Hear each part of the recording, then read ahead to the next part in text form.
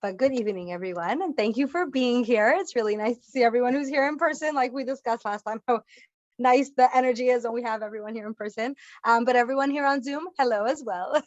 Um, Tonight, we are going to be zooming into the Torah portion, which is the Torah portion of Mishpatim, and focusing on several elements in the Torah portion and how we can find ourselves and find our purpose and meaning and connection within the Torah portion.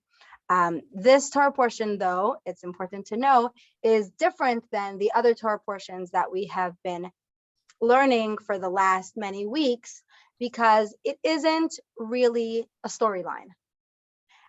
We've been following the story of the Jewish people from the creation of the world to Adam and Eve, and the story of the Abraham, Yitzchak, Yaakov. We've had the story of the Jewish people coming down to Egypt. We had their history in Egypt. We had the Exodus from Egypt. We're following along the story. And now, after the Torah was given, which was last week's class and last week's Torah portion, when we learned about the giving of the Torah. Good evening, Fortuna. Thank you. And we learned about the giving of the Torah. We now enter into a Torah portion which is full of mitzvot. Now, I'm so happy that you're here. It's beautiful.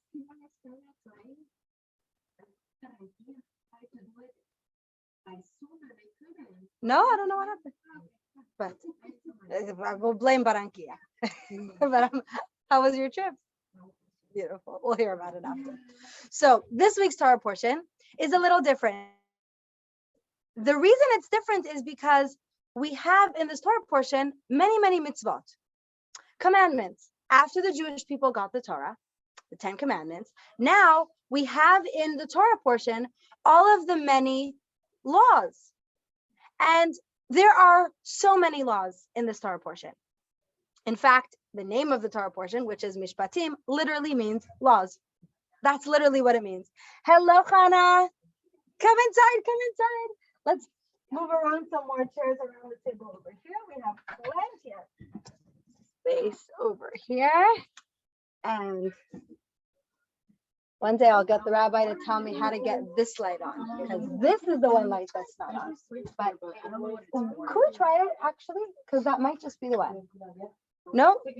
Wherever you choose. Hello, welcome. How are you? Have a seat. Perfect. There's water right here. There's cups over here. Make yourself comfortable. All right. Our table is extending. And there we go.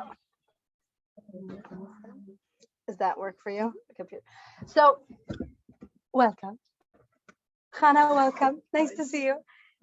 And this Torah portion, which is Mishpatim, is all laws, mitzvot, different commandments.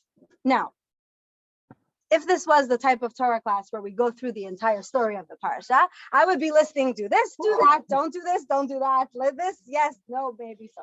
But that's not what this Torah class is all about. Labriut. So if you would like to learn all of the Torah portion, which I highly recommend, you're welcome to go through the Chumash, many links online that you can tune into to learn all about the mitzvot. Today, we're going to focus on one or two, or maybe three, we'll see, and really zoom into the mitzvot and really understand not just what the mitzvah is, but what the mitzvah represents and how we could incorporate the idea behind the mitzvah and the idea and the beauty of the mitzvot into our own lives. Now, what is fascinating and quite unique is that after the Jewish people became the Jewish nation, they received the Torah. At the end of last week's Torah portion, they received the Torah. They are now the Jewish people. When God gave the Torah on Mount Sinai, it was like a marriage between the Jewish people and God's daughter, which is the Torah. And we're now in a relationship. We're committed. We became committed. And in fact, The Torah tells us that the Midrash explains that God raised Mount Sinai over their heads. And there are explanations that say that God was forcing them as if he was going to drop the mountain, which is a conversation for another time.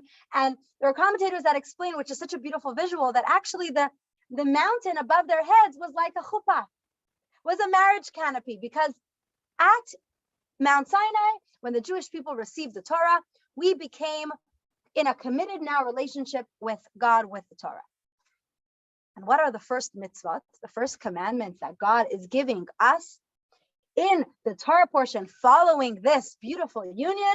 We're in the honeymoon stage, and it's the laws of the slavery. How to treat a slave. Okay. How to treat a slave. Really? Slavery? This does not sound very politically correct. Slavery, really? What are these mitzvot? And the Torah tells us many different laws regarding a slave, which is interesting because at first glance, we would think like Torah condones slavery. Well, yes and no. And that's a question that's been asked for hundreds of years. Does the Torah condone slavery? And the answer simply is no, as we know slavery to be throughout history. 100% no.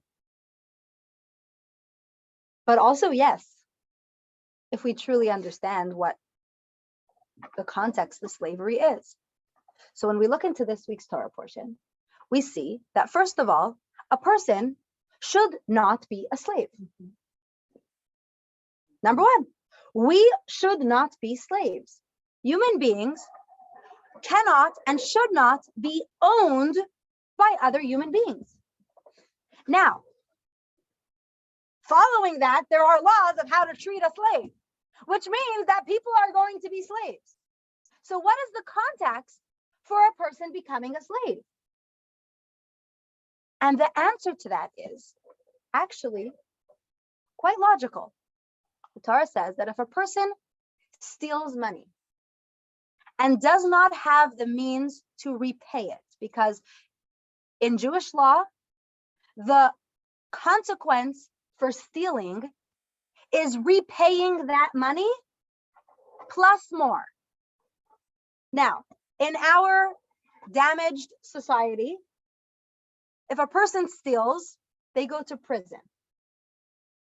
But guess what? When a person steals and then goes to prison, 2 lives are ruined.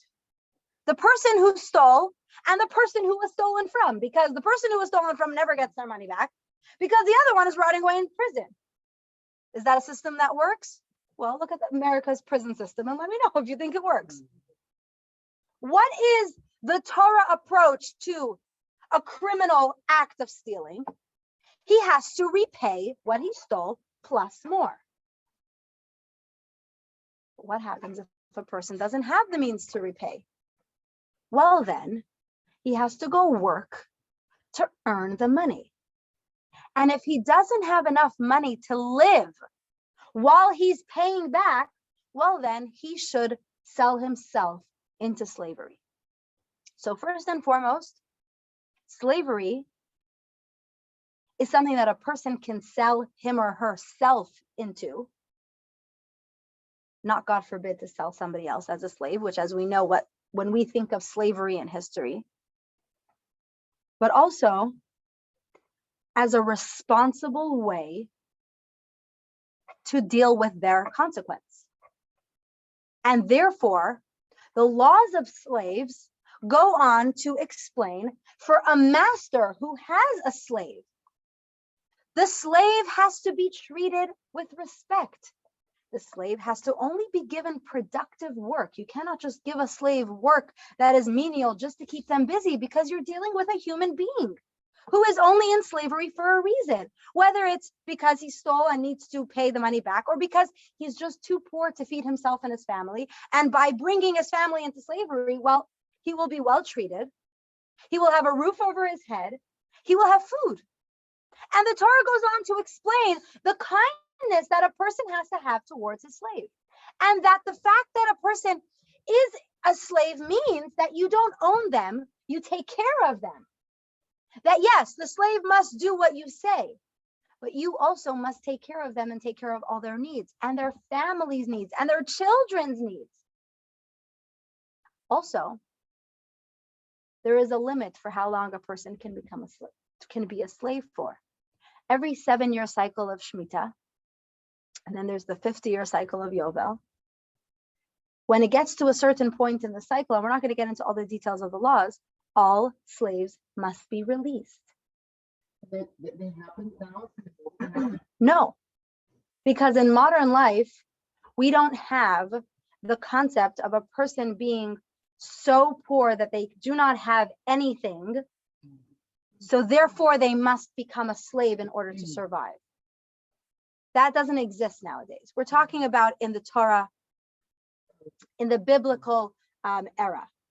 But everything in Torah applies eternally. So now let's figure out two things.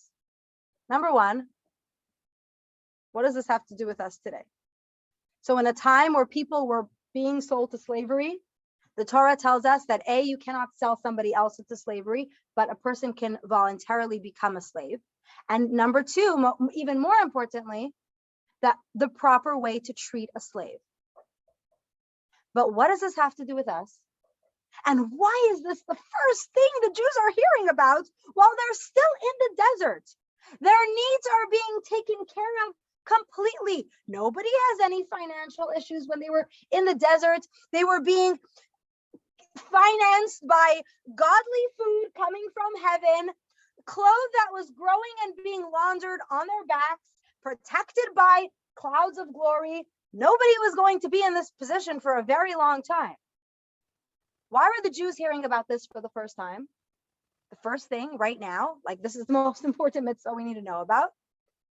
And what does this have to do with us today? So let's start off with, why was this the first commandment? What was the purpose of it?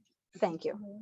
What was the reason that the mitzvah of slavery and the way that we conduct ourselves when as a slave and with our slaves, quote unquote, is the first thing the Jews have to hear about? So we want to forget. Okay, that's one way of looking at it. How we treat others is the most important. How we treat others is most important. Anybody else? Ideas? Anyone? Unmute yourself. Feel free. Why was it the first mitzvah? Well, let me tell you why. No, I was just going to say because we were slaves all those years ago. Oh, yeah. There we go. You're on the right track. The Jews were coming from slavery. They were slaves in Egypt. And the goal, which we discussed previously, the goal of the Jews leaving Egypt, and the reason why it was such a long process, the leaving of Egypt, it wasn't like just one day God came and took them out. There were plagues, there was drama, there were things happening.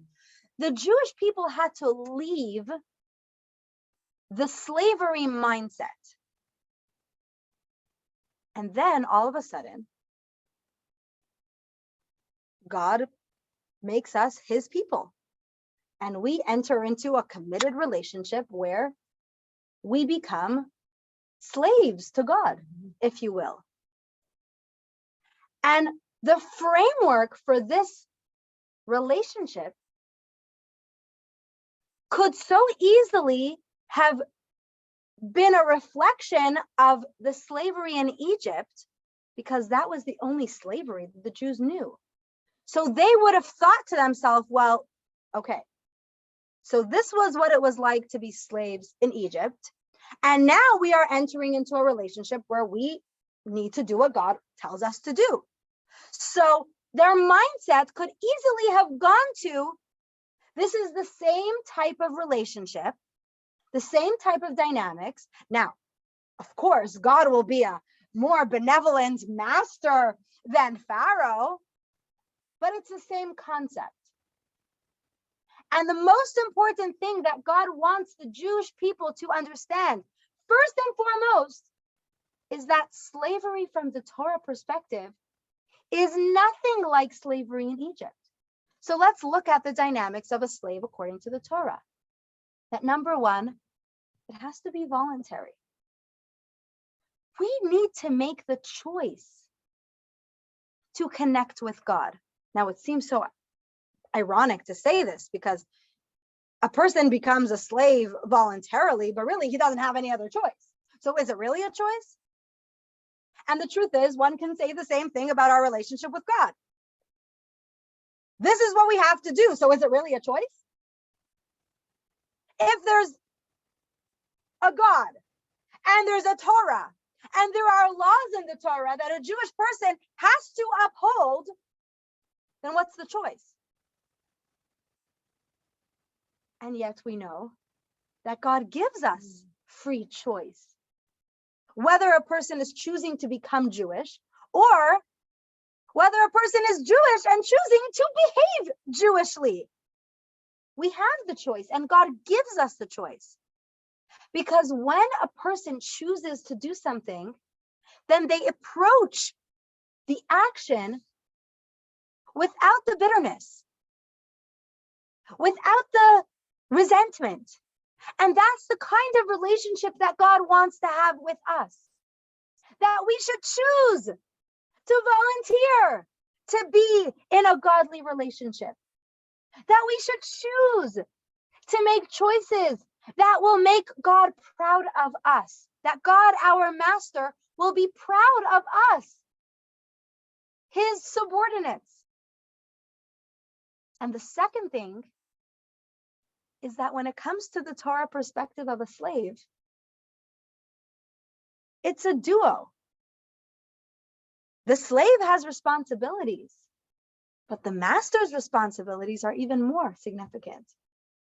And God is telling us at the start of our relationship that yes, there are many laws and many mitzvot, and there are many things you need to do for me. But I am taking care of you.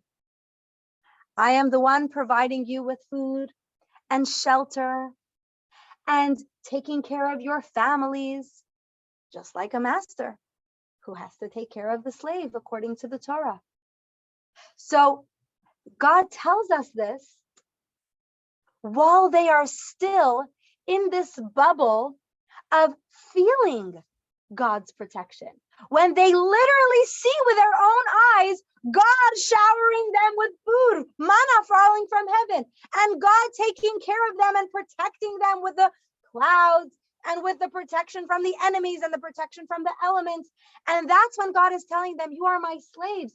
I am your master, the master that takes care of you. And you see this? You should know that it's not just in the desert when you physically see food falling from heaven, that I am the one, God says, providing you with everything you need. This is a lifelong relationship, starting when we see it and continuing even when we don't see it. Because I don't know about you, but other than these cookies sitting on the table, nobody here just walked in somewhere and had food ready for them.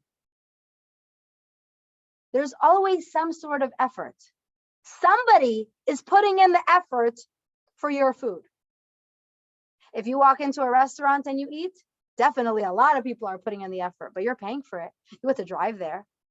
If you're the one who's cooking for somebody else, whether it's for children, for adults, whatever it is, there's always somebody who has to be putting in the effort for food, for shelter, for everything we need in our lives. We do have to work for it. That wasn't the experience of the Jewish people in the desert. But right then, when they weren't experiencing that, when they really saw God's protection, that's when God is telling them, you see this mitzvah? The mitzvah of the way we treat a slave. And of course, this applies practically within human beings as well. That's our relationship with God. Are we slaves to God? Yeah. But we're not in the slavery mindset. So if you think of a slave as what history depicts slavery, and that is, and we all agree that that is the most dreadful, tragic thing to ever exist. That's not a humane existence. But a slave, according to the Torah, in its purest form, that can be the reflection of our relationship with God. And that is how the Torah begins this week's Torah portion, with the laws of a slave. So if we remove the word slave, and it's interesting because in Hebrew, eved, which is the Hebrew word for slave, it is the same word as a servant. Now, if you, in the English language, or I think in most languages, a slave and a servant is so different. Like the connotation of it is so different. A slave is a terrible thing who nobody should ever have a slave. He's forced, he is mistreated, he doesn't have a life, he is owned by his master, he has no choice, he's nothing. A servant is a respectable person who has a job, who gets paid, who is in a work-related dynamic where they do work for their master and their master treats them hopefully with respect, but they have choices, they have their own existence. That's a servant.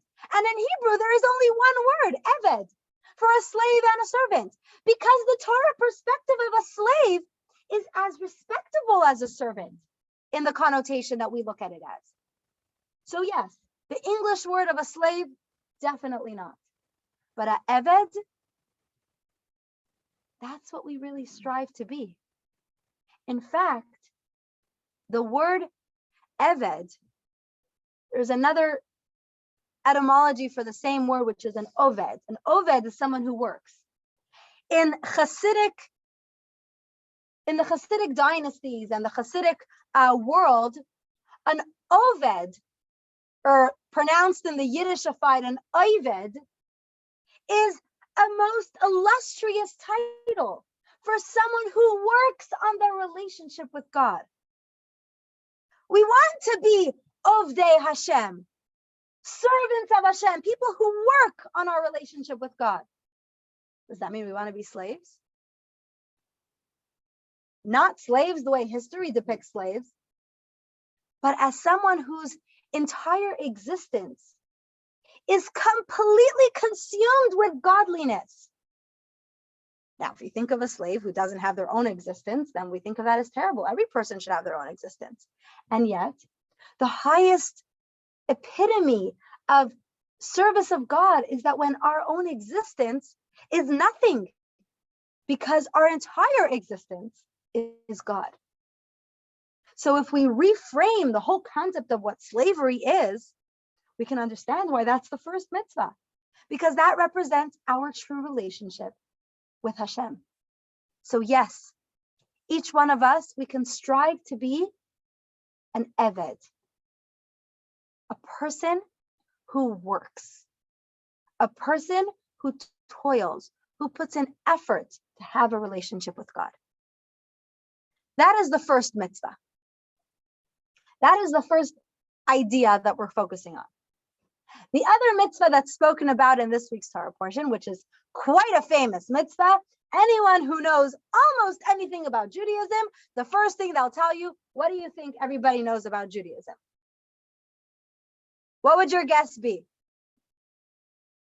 If you don't know much about Judaism, which mitzvah do you probably know a little bit about? Anybody? Shabbat, okay. Kosher. Okay, there we go. Well, the one that we're discussing today is kosher. You want to know about kosher? There you go. Just click on Uber Eats.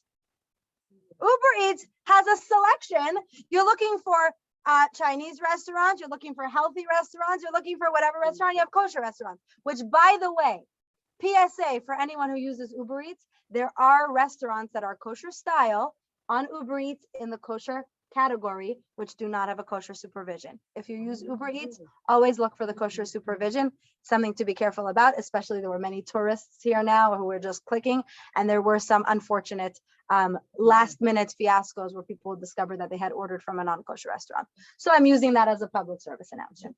But there, that's true, but they only discovered that when it was already at their door. And it wasn't considered, it was a Mediterranean food and had carried Israeli dishes, but it was not kosher, and they never advertised as kosher, but Uber Eats put them in as kosher. But the mitzvah of kosher. Now, kosher has so many different elements. Basics of kosher, what do people hear? First, you don't mix what? Milk and meat. Meat, dairy, separate. The most basic rule of kosher, right? What'd you say? No dairy in the house makes it easier? There we go. Meat and dairy separate. A lesser known law in the mitzvah of kosher is that between a meat meal and a dairy meal, there is a significant time when one must wait. Now, when a person eats meat, it goes without saying there shouldn't be cheese on it.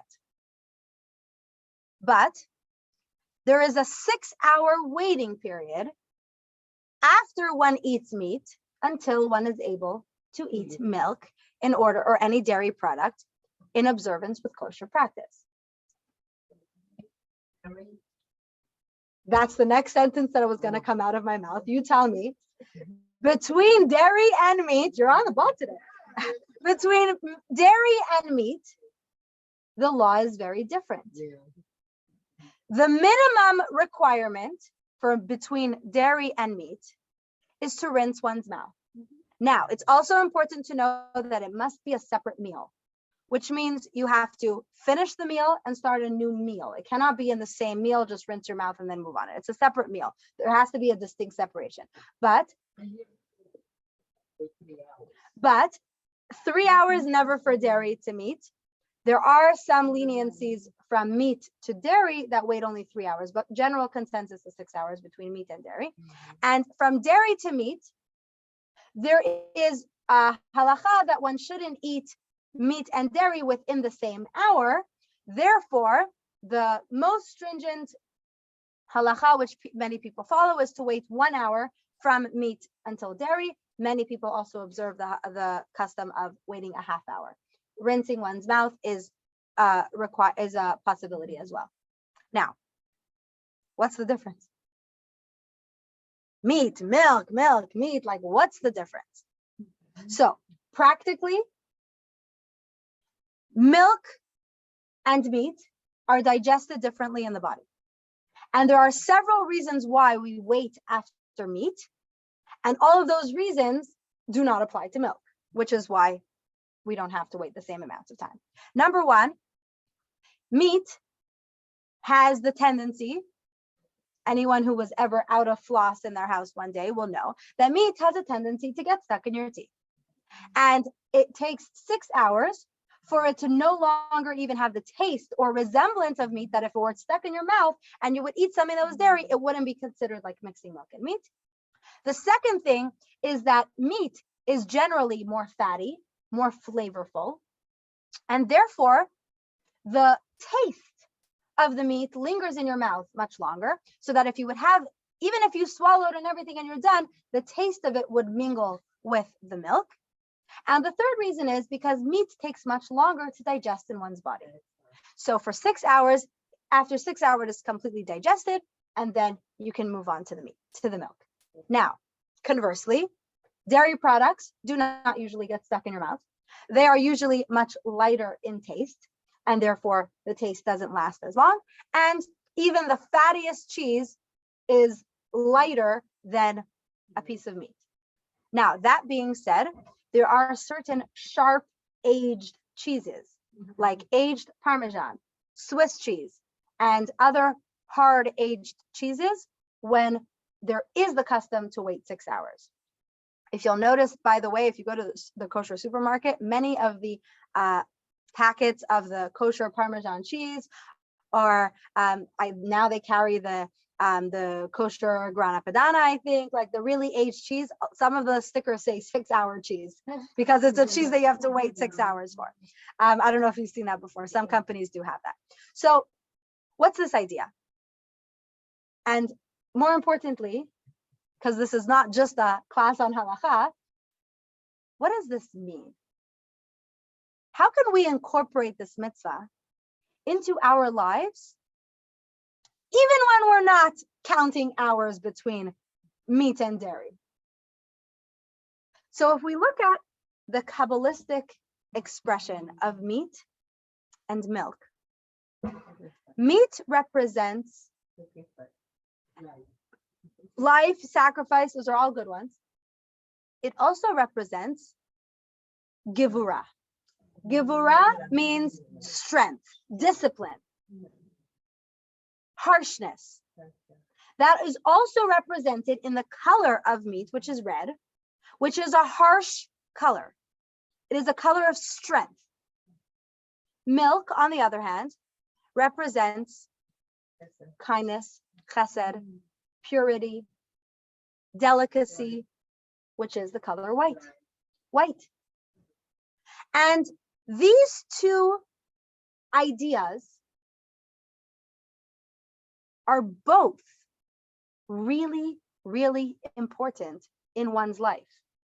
They are both extremely important in one's life. Because if a person has only chesed, only kindness, generosity, constantly giving, yes, yes, yes, yes, yes, their life would not be sustainable. They would end up becoming a pushover, a doormat, and they wouldn't be able to have any boundaries. On the other hand, if a person was only harsh, no, strict, disciplined, they would never be able to create positive relationships and positive experiences. So the Torah tells us we need a balanced diet. We need the meat and we need the milk. But we just have to put it in the right order. If we think of the order of a meal, if you are planning your menu, what you should eat first, it's no secret why most kosher breakfast places are dairy. Because you start off your morning with dairy. And then you move into the meat later on in the day. Because once you have the meat, you got to stop, wait, and reset before you can have dairy. So practically, you want to have your coffee in the morning. But also, most importantly, we always begin with milk. We always begin with kindness.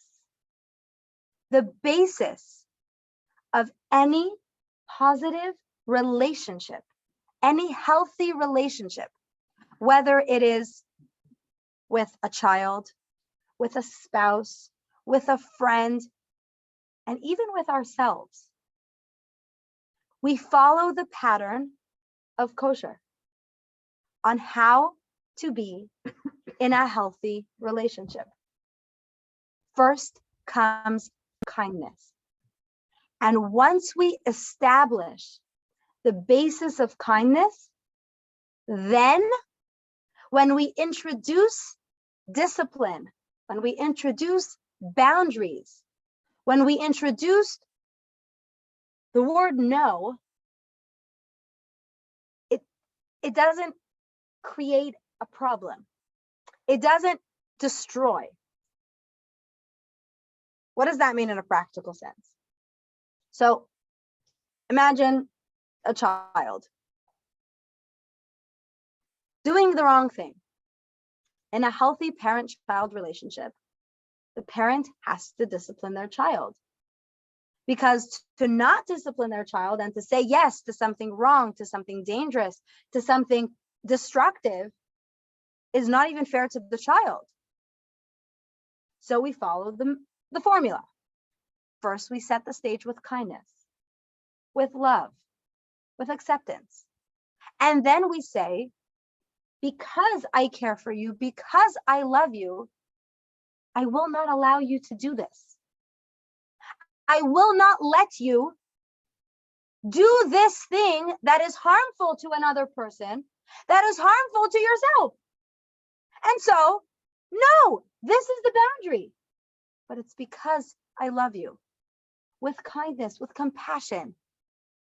But the discipline is there. The same is with a relationship with a partner. We start off with the basis of love and respect and kindness and complimenting and giving and receiving and everything that a healthy, beautiful relationship requires. But when the partner does something that we do not like, we have to be able to say no. That is the kindness to that partner who now knows our boundary, and to ourselves because we can feel safe in that relationship. But if the first interaction with that person is, well, these are my boundaries, then that's not the basis for a healthy relationship. We start with kindness and we build with boundaries. The same is with ourselves. There are times when we need to tell ourselves no. We need to set boundaries for ourselves. We need to do the representation of gevura, which is meat. But first and foremost, we need to be kind to ourselves. We need to be kind and accepting of ourselves and our flaws and our strengths and everything. We need to really love ourselves. And then when we set a boundary, we don't feel burdened by our boundary because we know that it's really, we're not harming ourselves, we're helping ourselves grow. And God does the same thing with us. First and foremost, God showed us the great kindness of taking us out of Egypt, of loving us, of taking care of us, of giving us everything we need. And then God gave us the Torah with a set of boundaries and do's and don'ts. And we look at it from a place of love and we see this is how to have a healthy relationship with God, because these are our requirements and these are God's boundaries. This is how we can have the basis and the relationship with God. This same idea is also found in another law of kosher, which is also a very not so well-known law of kosher, but is very important. What happens when something kosher comes in contact with something that is non-kosher? And I want to preface this by saying that this is not a class on halacha. It is not a class on Jewish law. And the laws are very nuanced and intricate. So I'm going to state the general law for the purpose of our discussion. But if it comes up practically in a scenario, you're welcome to give me a call or call a rabbi to find the nuanced details of the halacha. But the general law is that if something kosher comes in contact with something that is non-kosher, does this point of contact render the food kosher or not, or non-kosher? So if an apple touches a piece of bacon, can you eat the apple? So wash it. Is that enough? 1 minute. If you wash the bacon, it doesn't become kosher. So if you wash the apple, does it become kosher once it came in contact with the bacon? You would say no. You would have to kosher. How would you kosher an apple? Okay, so the law is, there's two parts to it. There are two ways that the kosher or non-kosher status can transfer. Is with heat, is the most common one. And the second one is with the order of levels. And I'll explain what I mean by that. Number one, heat. Heat conducts non-kosherism. I'm making up words. Heat conducts treif, which is the Yiddish word for non-kosher. What does it mean? That if the bacon was cold and the apple was cold, then you can wash it. But If the bacon was hot, then you cannot wash down the apple or even cool off the apple. Now, what if the apple was cold? Maybe the apple cooled off the bacon instead of the bacon heating up the apple. No, heat transfers. Now, I don't suggest you put non-kosher food directly with your produce and then say, it's cold. We're talking about in a situation where you're in the moment and you have the question. The other thing is, if one is on top of the other, if one falls on top of the other, then it goes by the status of what is underneath, which means that if it is a cold surface and something non-kosher is underneath, and something kosher is underneath, and something non-kosher falls on top of it, and it's cold, then we go by what is at the bottom. So if the bottom thing was kosher, then it's still kosher. But if something kosher falls on top of something that is non-kosher, we go by what's on the bottom. Which is why a countertop that is non-kosher should not be used to place hot food on top, because the bottom is where the rule lies, because the bottom is the foundation, which reminds us again this idea.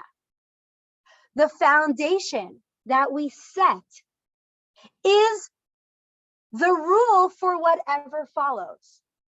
So if we set the foundation of our relationships with kindness, with positivity, with beauty, then everything that follows after, even if it's something that's non-kosher, something that's negative, it's coming after the basis of kindness and love and connection and beauty.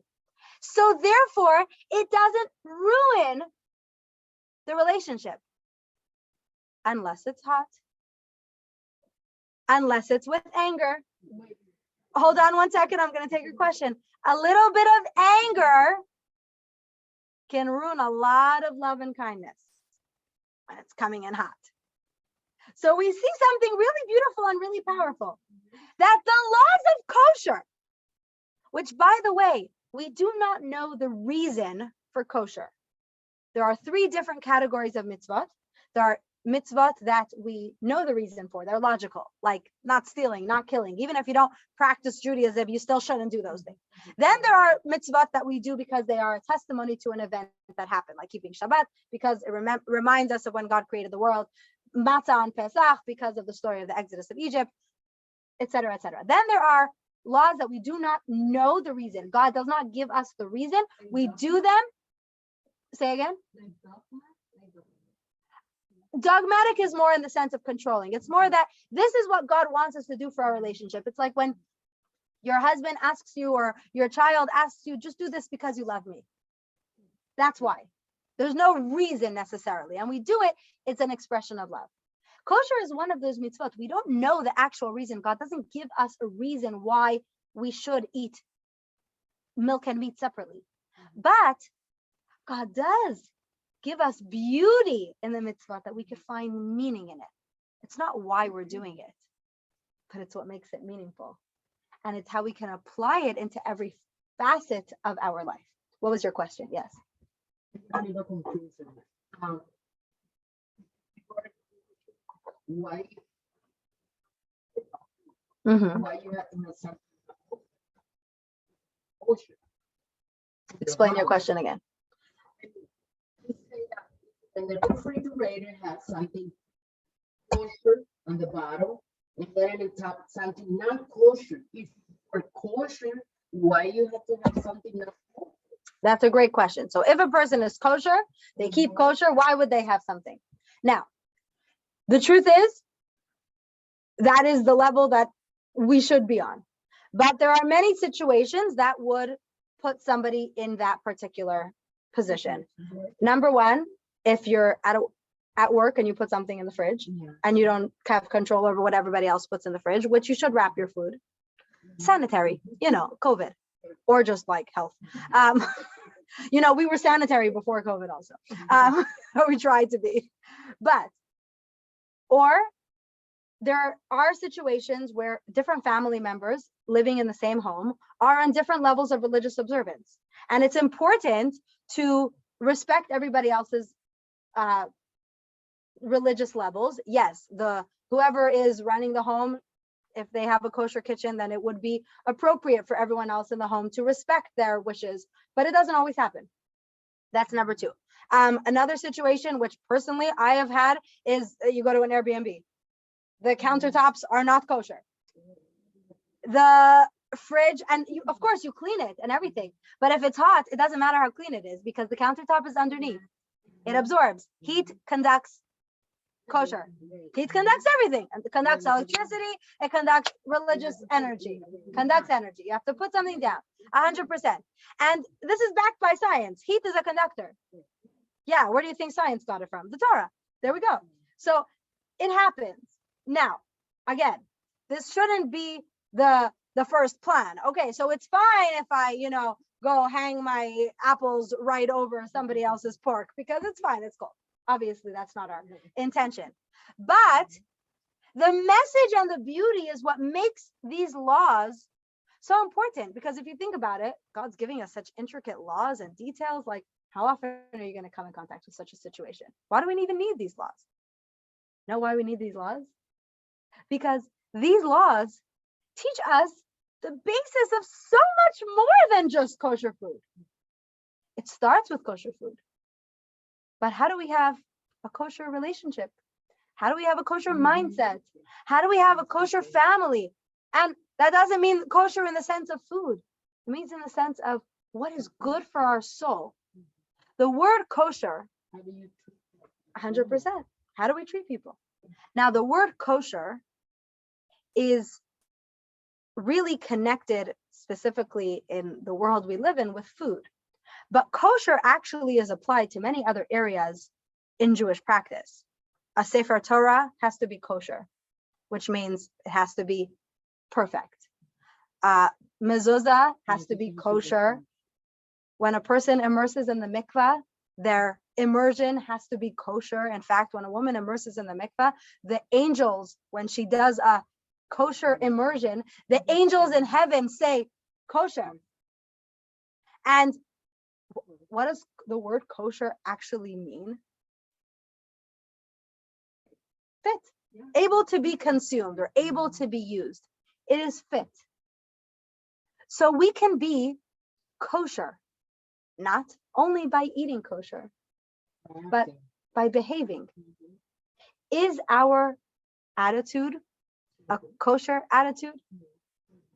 Which means, is it something that's able to be used? Is it something that's productive? Is it something that's healthy? Now, I always think of kosher as the framework of an allergy. Now, kosher is a mitzvah that is specific for the Jewish people. There is nothing wrong with someone who is not required to keep kosher to enjoy a cheeseburger. I mean, heart attacks set aside. But there is no mitzvah for everyone to eat kosher. Kosher is something specifically given to a Jew. And the reason is because a Jewish soul is unique to the soul of a different person. And therefore, kosher food is fit, is good, is healthy for the Jewish soul. Non-kosher food is what a Jewish soul is allergic to. Now, I can tell you that I love peanut chews, but for my son, it's deadly. Does that make peanut chews bad? Well, it depends for who. For my son, yes. It's very, very dangerous because he has a peanut allergy. For me, no, I love them, but I don't eat them because I'm scared to have them in my house. So what is the idea of kosher? It's that this is our soul. God gave us the soul and he says, this is what's good for you. And a person who eats kosher is giving their soul the best chance to be healthy. Now, if a person makes a choice to eat something that is not healthy for their body or non-kosher, which is not healthy for their soul, that's their choice. People make choices like that all the time to eat things that are not healthy. But what's important is to know that when we do eat kosher and we do use our utmost power to feed our soul with the food that is healthy for our soul, then we are strengthening our relationship with God. And the same is with applying these laws by base of kindness.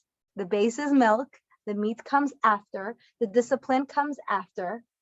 We start with chesed, we move on to gevura after that. This is the basis for a kosher relationship, for a relationship that is fit, which means a relationship that has the potential to grow, the relationship that is healthy, that is good, and most importantly, a relationship that makes Hashem proud. And we learn that from the laws of kosher. 100%.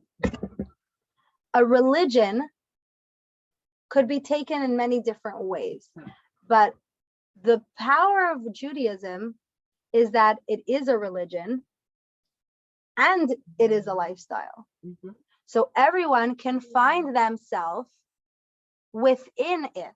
If it was only a lifestyle, then it would not be sustainable, because a lifestyle does not include God. A religion doesn't include a lifestyle. That's why Judaism is both. It's both, neither, and everything together, because Judaism is unique.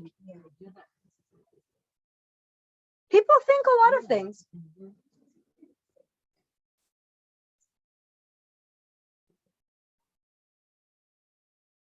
What do you mean? Do we not have the capacity?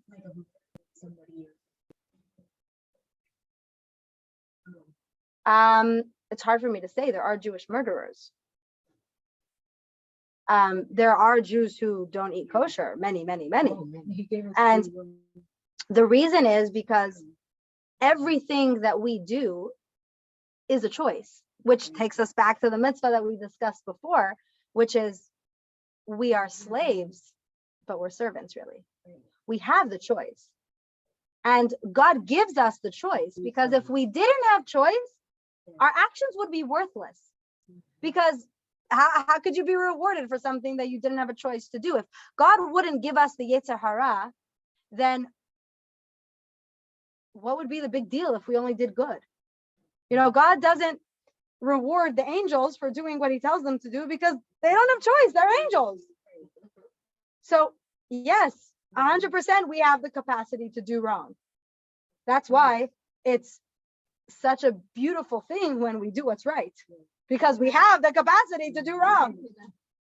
I mean, if you think about it, if we didn't have the capacity to do wrong, then what are we doing here? I'm saying, what are we doing here? Of course, we have the base. We have the sensitivity to it. Look, we do have the good inclination also.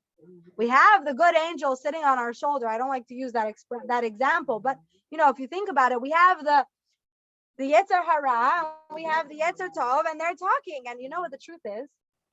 The reality of our lives is that the closer we are to God, the louder our Yetzer Tov is in our ear and in our heart. It's a constant fight. But the closer we are to God and the stronger our relationship with God is, the more we feel the positive inclination. So the more likely we are to resist the temptation. That's the reality. Yes, 100%. The same reason why, if you think of a relationship between a mother and a daughter, right? The mother and the daughter, they don't live in the same house. The daughter is off in college. We'll use that example. The mother and daughter talk every day in scenario number one. They talk all the time. The daughter does favors for her mother. The mother does favors for the daughter. They work together. They're talking. They are part of each other's lives, right? Then this girl is faced with a decision whether or not to do something. And she knows her mother would not approve of it. Now, I have this experience. I don't know if anybody ever does. It could be with a mother or anybody else. You hear that person's voice in your head telling you do it or not do it. You know that experience? Now, the girl who is always talking to her mother, who's close with her mother, who has that relationship with her mother, she's much more likely to listen to her mother's voice in her head and ignore the selfish voice that's telling her do differently, because her mother is such a part of her life. She hears her mother's voice because she talks to her mother all the time. Then you have the girl who goes off to college, has nothing to do with her mother. She goes home for once a year, maybe for Thanksgiving, if even. And then she's faced with a decision. How likely is she to hear her mother's voice if she never even talks to her mother? Right? The Yetzer Tov, the good part of our soul that tells us to do what's right, is the part of God that's within us. Now, if we are so close with God and we're always connecting with God, then of course we're going to hear God's voice louder telling us to do the right thing. And we're much more likely. Hi, Marie, how are you? We're much more likely to follow through with it because we're so close with God. It's the voice that's in our head because we're praying, we're talking to God, we're doing things for God. We have that connection with God. So we hear God's voice in our head. That's the Yetzer Tov. That's the good inclination. So yes, we always have the capacity to ignore that voice. But the question is, what volume is that voice? How close are we? And that's really the power of what's happening here. You know, when a person is having a problem and they feel like the problem is so big and they feel like their God is so small, it's very tragic. But does that really mean that their problem is bigger than their God? Well, let me tell you something. Right now, from where I am looking, I have this cup, and if I were to measure right now, this is the measurement of the cup, and this is the measurement of that table. So this is the measurement of the cup, and this is the measurement of the table. Does that make the table smaller than the cup? No, it just means the cup is right here. So the closer we are to God, the bigger God looks to us. And then our problems look much smaller in comparison to God. So the same is with our positive choices and our negative choices. The louder God's voice is in our heart, because we feel God more, the more likely we are to listen to that voice. And tying that back into the mitzvah of the slave, our relationship with God is a two-way street. And so the closer we are to God, the closer God feels to us.